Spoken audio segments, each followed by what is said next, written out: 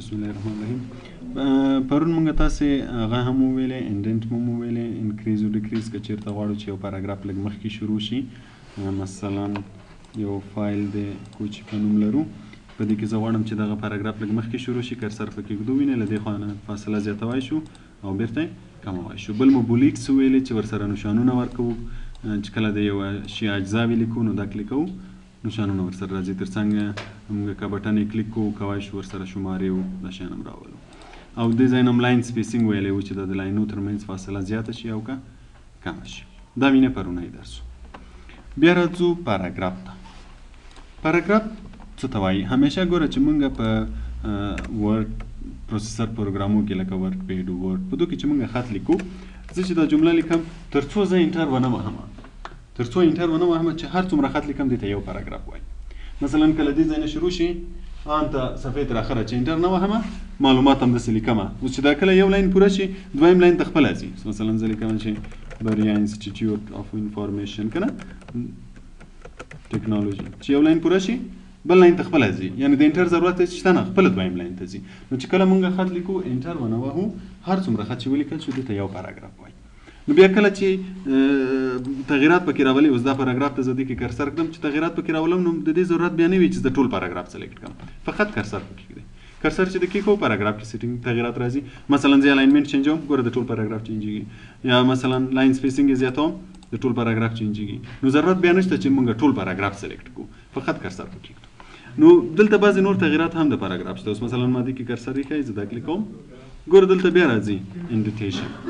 دلته هم موږ درلوده چې یو پاراګراف له لیفټ نه څومره مخکې شروع شي، دلته هم شته. دلته اندازه ورکوي چې له لیفټ نه څومره مخکې شروع شي او له رایټ نه څومره دې خواته شروع شي. اوس مثلا دې پاراګراف کې ما کرسر ایښی، نو زه ورته وایم چې له لیفټ نه دې څومره فاصله ولري،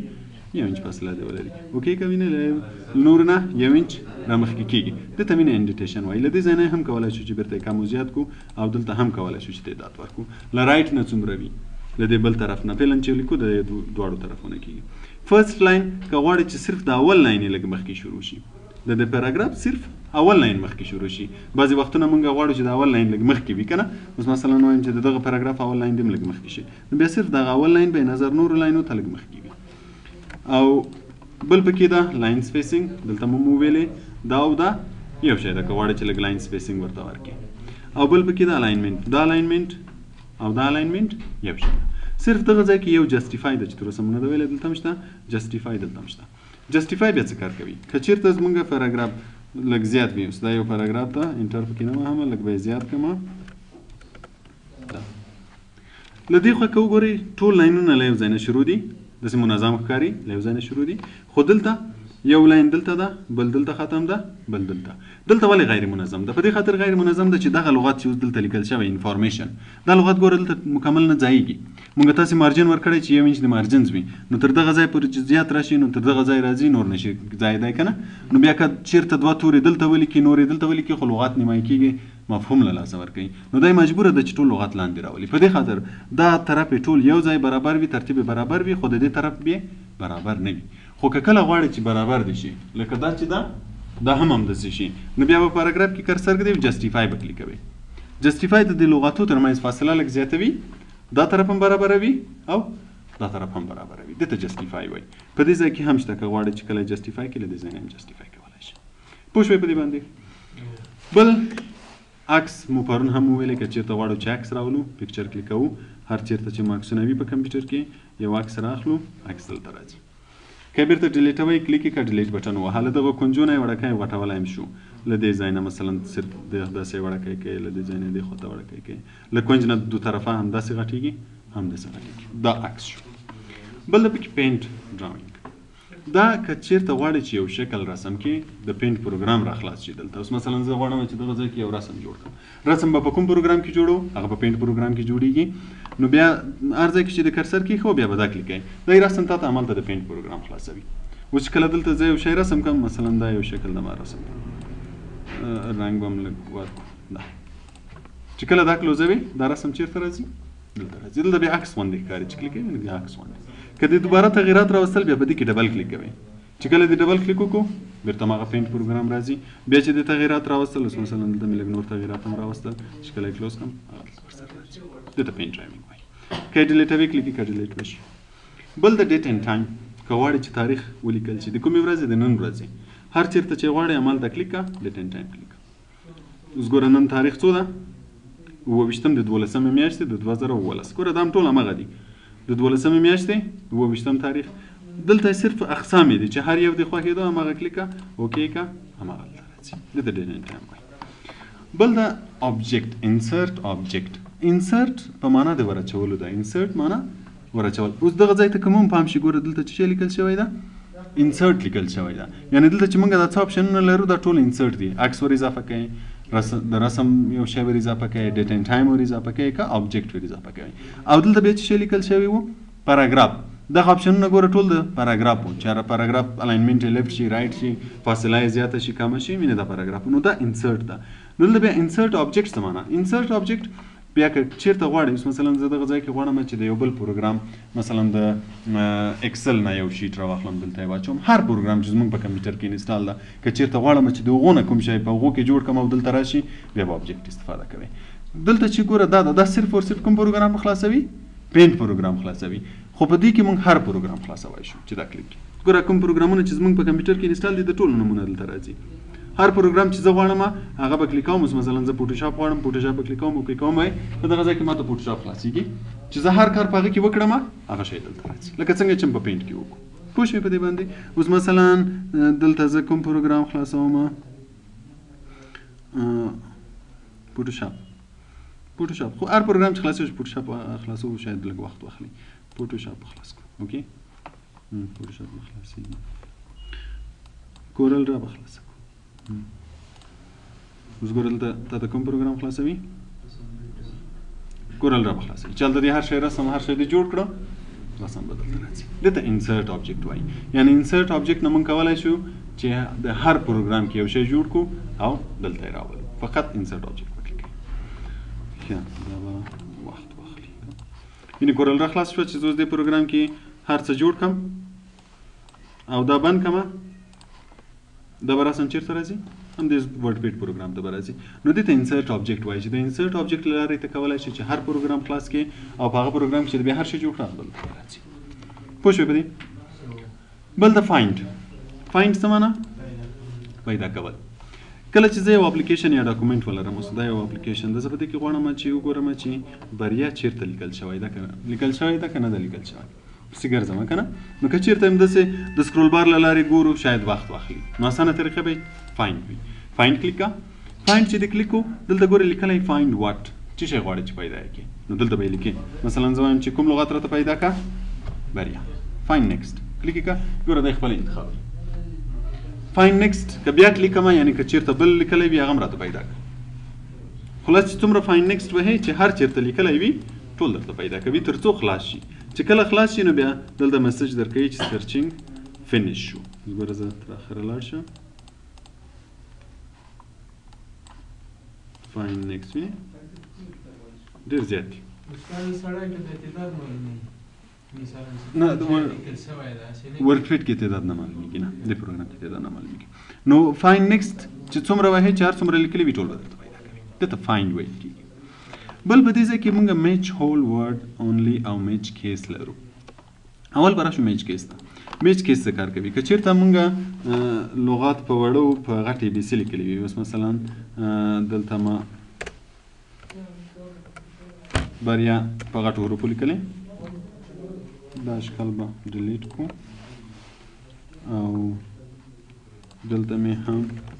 بریا په غټ اې بي سي لیکلی ده او دغه ځای کې وینئ یو حروف یې غټ ده نور وړه ده. نو چې کله زه دلته فایند ته راځم او ورته وایم چې بریا راته پیدا کړه که چېرته میچ کیس کلیک کړم میچ کیس مطلب دا چې دلته هر رقم وي او دلته ما لیکلی وي هماغه شی راته پیدا کړه. اوس مثلا زه دلته بریا په غټ اې بي سي لیکم دلته اوس ما څه رقم لیکلی په غټه. اوس صرف هغه بریا راته پیدا کوي چې حروف یې غټ وي. که چېرته ما میچ کیس ټیک مارک کړی وي اوس ګوره فایند کلیک کوم وینه دا پیدا شو. فایند نیکسټ دا هم پیدا شو خو چې نور کلیک کوم نور نشته ځکه چې نور په غټ اې بي سي نه دي لیکلي په وړه اې بي سي لیکلي دي. یا مثلا زه دلته بریا په وړه حروفو ولیکم بریا او دلته میچ کیس کلیک نه وي. اوس به کوم یو راته پیدا کوي چې صرف په وړه اې بي سي کې. اوس ګوره دغه هم نه پیدا کوي. ولې نه پیدا کوي ځکه چې دې اول حرف غټ ده. نو اوس که زه دا کلیک کړم اوس ګوره هسې بریا نشته. که چیرته اول حرف ورته غټ کم اوس یې کلیک کم اوس به ګوره دا پیدا کړي وینې څنګه چې دا نو میچ کیس چې دلته د هر رقم لیکلی وي هماغسې درته پیدا کوي که دلته په غټو حروفو والا درته پیدا کوي که دلته په وړو حروفو بیا وړو حروف والا درته پیدا کوي یعنې دا موږ ته یو اساني پیدا کوي چې کله ته یو لغت پیدا کوي او ته وایې چې نه هغه چې په غټ ABC لیکلي هماغه راته پیدا کړه نو بیا به ضرورت نه وي چې دی دومره ډېر وګوري او تا ته هماغه پیدا کړي راسن به هغه غټو کې درته وګوري او که چېرته مثلا په وړو کې دلته لیکلی وي نو صرف هغه وړو کې به درته وګوري هماغه به درته پیدا کړي دې ته میچ کیس وایي بل د میچ هول ورډ اونلی دا بیا څه کار کوي که چېرته زه دلته اوس ګوره یو دوه نومه لرم علي او ولی فایند کې ورته وایم چې ما ته علي پیدا کړه میچ کیس به فعلا ترې ایسته کړو فایند کلیک کوم علي پیدا شو فایند نیکسټ بل علي پیدا کړه فایند نیکسټ بل اوس د علي ده که ولي که ډبلیو ترې ایسته کېده خو بېرته هماغه علي ده که نه نو دی ګوره دا هم راته پیدا کوي چې د لغات منځ کې وي هغه هم درته پیدا کوي که چېرته موږ وایو چې نه ټوټل دی بیا راته پیدا کړه بیا به دغه یو کلیک کوو میچ هول ورډ اونلی بیا چې د لغات په منځ کې وي هغه نه انتخابوي صرف چې جدا ځان ته نویشته یې هماغه پیدا کوي اوس ګوره نور نشته بېرته بله سره هم دغه پیدا کوي دې ته میچ هول ورډ اونلی وایي که چېرته دا یو کلیک وي دلته چې د کوم شی لیکلی وي هغه که مستقله په صفحه کې موجود و درته پیدا کوي که د بل لغات په منځ کې و بیا درته پیدا کوي دې ته فایند وایي بل د ریپلیس ریپلیس څه معنا بدلول که چېرته غواړئ چې یو لغات یو نوم یو جمله په بلې جملې بدله کړې په هغه صورت کې به بیا بریا استفاده کوي اوس ګوره زه ورته وایم چې د اول وایي چې فایند ورډ څه شی پیدا کوي مثلا زه ورته وایم چې ما ته انسټیټیوټ پیدا کړه فایند نیکسټ انسټیټیوټ یې پیدا کړو دا به فعلا ترې ایسته کړو دلته راځي ریپلیس ویت دا په څه شي بدلای که کله زه وغواړم چې بدل یې کړم مثلا ما انسټیټیوټ لیکلی او زه وایم چې نه انسټیټیوټ په ځای د ایجوکیشنل سینټر راشي اوس ما انسټیټیوټ ډېره ځای کې لیکلی ګوره دلته هم لیکل شوی دلته هم لیکل شوی تقریبا په دې ډاکومنټ کې ډېر زیات ځایو کې لیکلی نو که هر یو زه بدلوم داسې خو به ډېر زیات وخت واخلي نو بیا چا نه استفاده کوم ریپلیس نه مثلا ورته وایم چې ما دا انسټیټیوټ پیدا کړه ګوره پیدا یې کړو ریپلیس ویت په څه شی بدلوي مثلا زه ورته وایم چې په ایجوکیشنل باندې اوس دلته دوه بټن لرو یو ریپلیس یو ریپلیس آل ریپلیس چې د کوم یو سلیکټ د دغه یو به درته بدلوي نو که صرف دا یو دی بدلوو بیا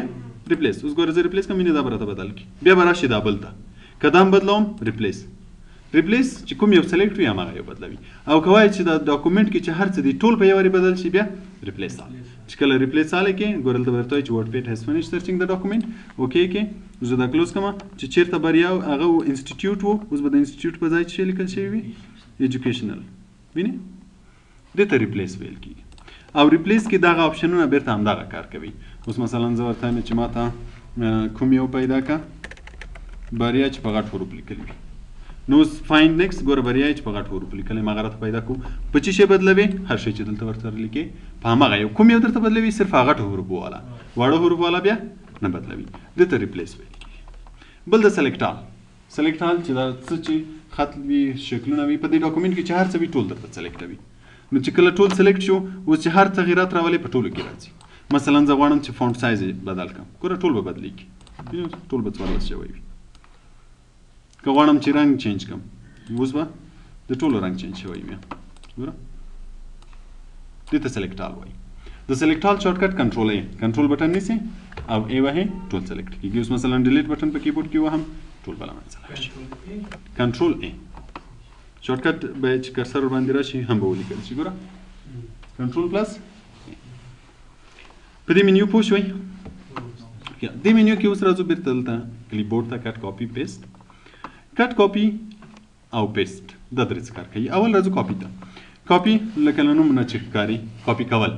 مثلا دغه ځای کې دا جمله لیکلې زه غواړم چې دغه جمله دغه ځای کې بیا راشي نو که چېرته زه لیکم شاید وخت واخلي نو اسانه طریقه یې څه ده چې دا سلیکټوي او دلته کاپي کلیکوي کاپي چېرته یې غواړئ زه هم دغه ځای کې همالته به کرسر بوځئ فقط پیسټ به کلیکې دا جمله به هلته بیا راشي هر څومره خط چې وي اوس مثلا زه دغه ټول غواړم سلیکټوم یې کاپي او وایم چې دغه ځای کې بیا راشي کرسر کړه پیسټ همالته به بیا راشي نو کله کوم یو خط شکل عکس هر څه وي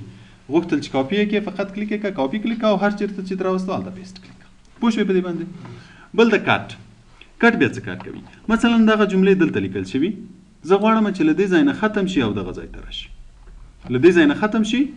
هلته راشي بیا به کټ کلیک کوي اوس ګوره کټ میکو له دې ځای نه ختم شو چیرته غواړم مثلا دغه ځای ته غواړم کلیک میکو پیسټ بلته براشي پوه شوئ کاپی چې دا کاپی یې اخلي همالته یې پرېږدي هر چیرته چې وغواړئ هلته یې درته راولي کټ له کوم ځای نه چې د کټ کو هغه ځای نه یې ختموي هر چیرته چې د پیسټ کو همالته یې راولي پوه شوئ دې ته کټ وایي مثلا دا کمپیوټر ده له دې ځای نه یې بیخي اخلئ ولته یې ږدئ دلته خو ختم شو که نه هلته دې کلیک کوو اب کاپی مثلا یو ورقه ده وروړې هغه والا ته فوټ کاپي والا ته چې دې کاپي راته واخله که نه خو هغه اصلي خو هم بېرته درکوي چې هر څومره کاپیانې وغواړې هومره کاپیانې هم درکوي دلته هم همداسې ده کله چې د یو جمله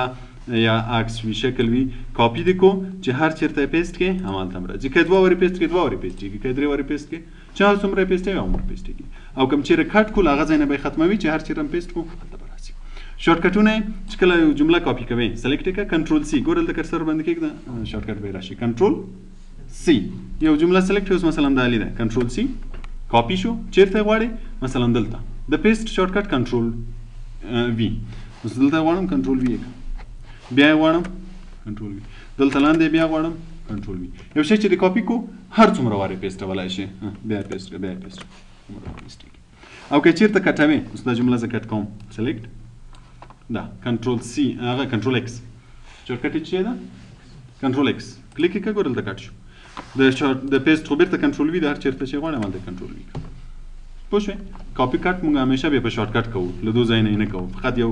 دا جمله ده سلیکټ مې کړه کنټرول ایکس کټ شو چیرته یې راولم دلته کنټرول وی پیسټ شو پوه شوئ په کټ کاپي پیسټ باندې نشته مشکل دا په کوم ځای کې وو دا په هوم منیو کې وو دا ټول اپشنونه په هوم منیو کې وو بیا دلته ویو منیو لرو ویو معنا لیدل ویو لیدل اوس دلته ټول موږ سره هغه اپشنونه دي چې کوم شی ښکاره شي کوم شی نشي ښکاره یا صفحه څومره ښکاره شي اوس په اول دې کې ګوره موږ سره زوم ده چې دلته موږ په اوله ورځ ویلې چې زوم څه کار کوي که غواړو چې کله صفحه راته غټه ښکاره شي یا وړه ښکاره شي خو نارملي څو فیصده ده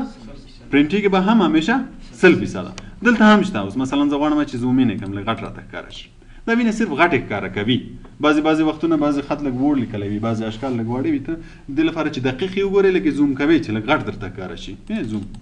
او چې کله بیرته زوم آوټ کوئ بیرته واړه ښکاري خو که یې ګورئ چې پرنټېږي به څو فیصده بیا به 100 کې ګورئ 100 کې چې هر څومره ښکاره شو هماغومره به پرنټېږي پوه شوئ بل د رولر ښکاره شي که نه شي ښکاره وینئ ټیک مارک ایسته کې ورک کېږي ټیک مارک یې کلیک کې راځي سټیټس بار اوله ورځ موږ ویلی وو چې دې ته سټیټس بار وایي که نه که ټیک مارک ایسته کې ورک کېږي که ټیک مارک کلیک کې راځي وینئ سټیټس بار بل د ورډ ریپ او میجرمنټ اوله میجرمنټ یونټ وایو د خط کش ګوره زموږ په انچ باندې ده وینئ له دې ځای نه ته دې ځای 1 انچ 2 انچه 3 انچه که چېرته یې بدلوي له دې ځای نه بدلوای شي وینئ انچ کلیک ده سنټیمیټر یې کم اوس به په سنټیمیټر شي پوینټس یې کم پوینټس نقطو ته وایي ګوره پوینټس به شي پکس به شي خو موږ تاسې فعلا کوم یو پکې پېژنو سنټیمیټر او انچ فعلا به له همدو استفاده هم کوو مخکې پروګرامونو ته چې لاړ شي بیا به دا نور دویم وپېژنئ او بل د ورډ ریپ ورډ ریپ کې ګوره اول د ریپ ټو رولر کله چې موږ یو جمله لیکو د خط کش له دې سره شروع کېږي د خط کش ته دې سره پورې د مارجنز په اندازه وینئ دلته موږ تاسې مارجنز لرو که نه 1 انچ د دې ځای نه ته دې ځای مارجن ده له دې ځای نه نو خط له دې ځای شروع کېږي ته دې ځای که چېرته په دې کې موږ ریپ ټو وینډو کلیک کوو بیا خط د صفحې د یوه سر نه وینئ د دې ځای نه د دې ځای درته ښکاري له دې وینډو د ځای ته وینډو وایي له دې وینډو نه ته دې صفحه د همدې په اندازه درته ښکاري نو اوس که یې پرنټ همداسې به پرنټېږي نه څو فیصده پرنټېږي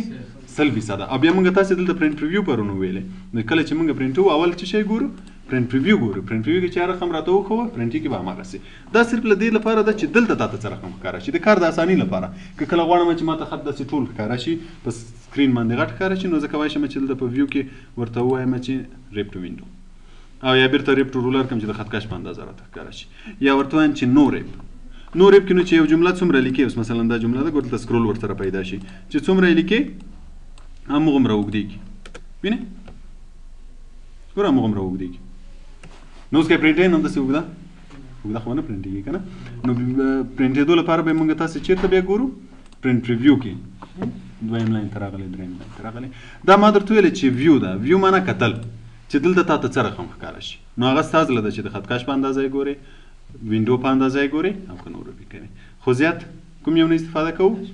ریپ ټو رولر تر څو موږ ته ښه دقیق ښکاره شي چې څومره فاصله دې خواته لرم څومره فاصله دې خواته لرم دا ویو منیو شو پوه شوې ته دې ځای پورې نشته مشکل بس